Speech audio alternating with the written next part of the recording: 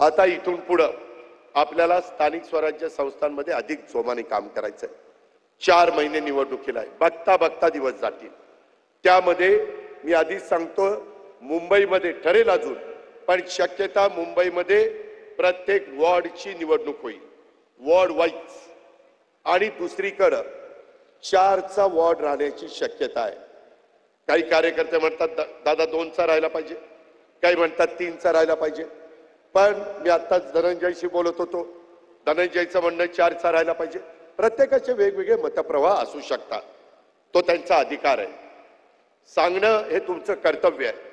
शेवटी अंमलबजावणी करत असताना बहुजनांचा आदर करून आम्हाला पुढे जावं लागतं। आणि त्यामुळं जसे प्रभाग पडतील तसं आपण आपली मानसिकता केली पाहिजे। मग असं केलं तर कसं, तसं केलं तर कसं, काही नाही।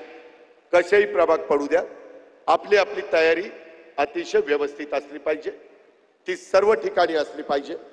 त्याच्यामध्ये सर्व आमदारांनी, सर्व राष्ट्रवादीच्या पदाधिकाऱ्यांनी आणि नेतेगणांनी तिथं मार्गदर्शन केलं पाहिजे।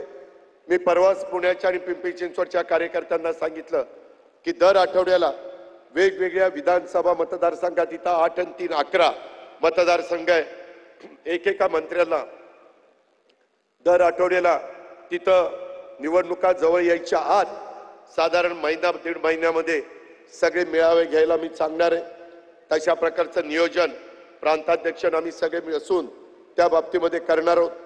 आज पुण्याची जबाबदारी काही मान्यवरांच्यावर टाकलेली आहे, त्याच्या देखील पूर्णपणे कार्यकारिणी करायची आहे। काही ठिकाणी काम चांगलं चाललेलं आहे, काही ठिकाणी म्हणावं असं काम चाललेलं नाहीये। त्याच्यामुळं काही बाबतीमध्ये बदल करावे लागतील, ते पक्षाच्या हिताच्या करता करू, कुणाला नाराज करण्याच्या करता नाही। कारण उद्याच्याला शेवटच्या पर्यंत काम झालं किंवा मगाशी मुश्रीफ साहेबांनी सांगितलं तसं पक्ष सदस्य नोंदणीचा कार्यक्रम मोठा हातात घेतलाय। मोठ्या जिल्ह्यामध्ये 5 लाखाच्या पुढे तर सभा सदस्य नोंदणी झालीच पाहिजे। पुणे, पिंपरी चिंचवड, पुणे जिल्हा मोठा जिल्हा आहे, तिथं जवळपास 10 लाखापर्यंत झाली पाहिजे। नाशिकमध्ये 5 लाख झाली पाहिजे।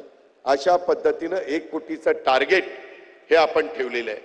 आणि त्याकरता सर्व जाती धर्मातल्या लोकांना सभासद करून घेतलं गेलं पाहिजे। तो गरीब असो, तो मध्यमवर्गीय असो, तो डॉक्टर, इंजिनियर किंवा वकील असो, प्रत्येक क्षेत्रामध्ये तुम्ही त्यांना विचारलं तर ते आपल्या विचारधारेशी जोडण्याकरता तयार आहे। तुम्ही संपर्क साधला पाहिजे, तो संपर्क आपण साधला पाहिजे। आता खरी लढाई मी पण सांगतो, बाकीच्यांनी पण सांगितलंय, पुढच्या काही महिन्यामध्ये त्याच्यामध्ये जवळपास राज्यातल्या 28 महानगरपालिका, 25 जिल्हा परिषदा, 285 पंचायत समित्या आणि अनेक नगरपालिका आणि नगरपंचायत्या। आता आम्हाला उपमुख्यमंत्रीपद, कुणाला मंत्रीपद, राज्यमंत्रीपद, खासदारकी, आमदारकी मिळाली। कार्यकर्ता ज्यांच्या जीवावर आम्ही खासदार, आमदार, मंत्री, उपमुख्यमंत्री, राज्यमंत्री झालोय, त्यांना देखील वेगवेगळी पदं मिळाली पाहिजे। त्याच्यातून पण अरे जरा थांबा ना बाबा,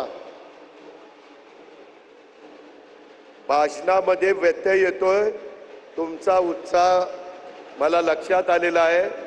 फक्त हा उत्साह स्थानिक स्वराज्य संस्थांच्या पर्यंत टिकवायचा आहे, जरा दमात घ्या।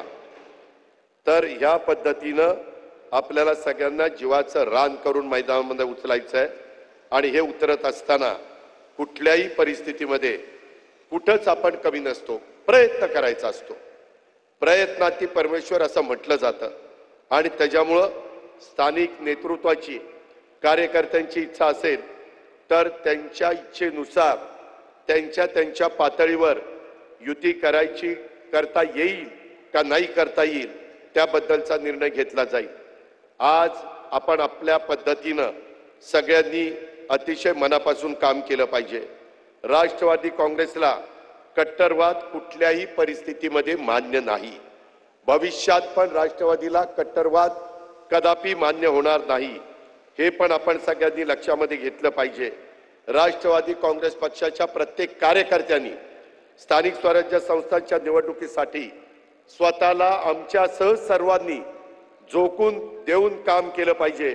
यावेळेस आपण तरुणींना, महिलांना, शक्तीला संधी मोठ्या प्रमाणावर देण्याचा त्या बाबतीमध्ये प्रयत्न करणार आहोत. आणि म्हणून आपली पक्ष संघटना वाढवण्याच्या करता अधिकाधिक तरुणी, अधिकाधिक माता भगिनी, अधिकाधिक डॉक्टर, वकील, व्यापारी, उद्योजक अशा अनेक घटकांना आपल्याला पक्षात आणायचंय. पक्ष कार्यात आपल्याला सक्रिय ठेवायचंय.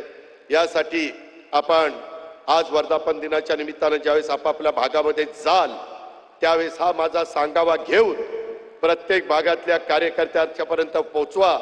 येणारा काळ राष्ट्रवादी काँग्रेसचा आहे हे आपण सगळ्यांनी लक्षात ठेवलं पाहिजे.